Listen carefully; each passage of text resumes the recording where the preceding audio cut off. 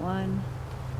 Hi, my name is Michael Shea. I'm back again because I'd like to continue talking about our frequently asked questions, especially these differences between the biomechanical model, the functional model of craniosacral therapy, and the biodynamic model.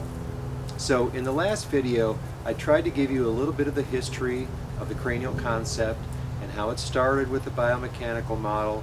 It moved towards a more functional approach of sensing the whole body from localized changes, and then the movement into the biodynamic model where the inherent forces located within the fluids of the body were actually doing the work.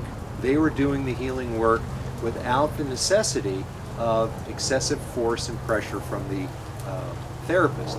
Even Dr. Sutherland himself said in 1948 that 1/1000th of an inch was vital.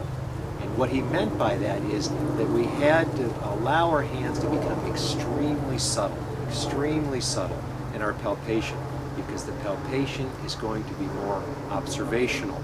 We're not adding force, we're not adding pressure to the system.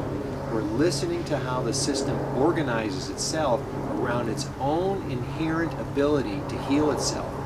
Well, what is this inherent ability to heal itself that Dr. Sutherland discovered in the fluids? Well, he called it the long tide. And subsequent osteopaths and cranial osteopaths in the 1950s and 1960s considered that the long tide was the healing element in the fluids of the body. They tended early on to focus on the cerebrospinal fluid, but now the discussion is that what we're actually looking at is the fluid body itself. Well, what is the fluid body? The fluid body is our human body, because our human body, according to the latest research at the Max Planck Institute in Germany, is actually 92% fluid and only 8% solid. And I know this flies in the against the traditional textbooks that say, oh, your human body is only 66% fluid. We are 92% fluid. We are essentially a fluid body.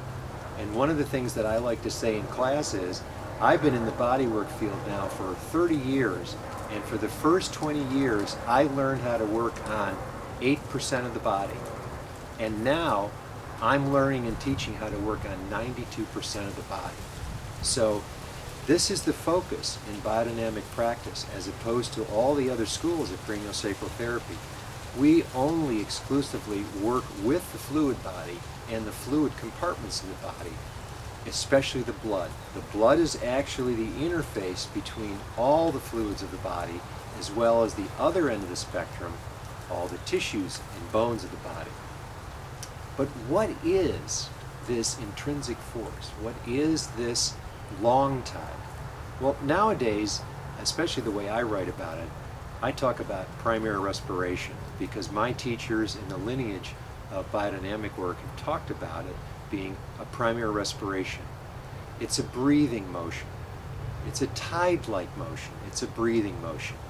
And in our trainings, what we tend to focus on from the first level all the way through to the end of this training, and every single advanced training we do, is how to get your hands on the fluid body and to sense a three-dimensional tide-like breathing motion called primary respiration, slowly expanding for 50 seconds and then receding back for 50 seconds towards the middle of the fluid body. So yes, primary respiration is a 100-second cycle, 50 seconds of expansion, 50 seconds of contraction. All the other schools of craniosacral therapy tend to focus on faster rhythms.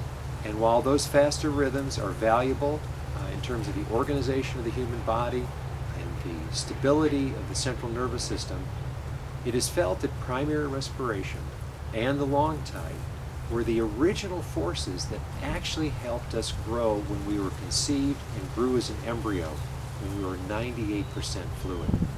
So the focus in biodynamic practice is very simple. We're looking for a slow tempo and a slow tide. Thank you.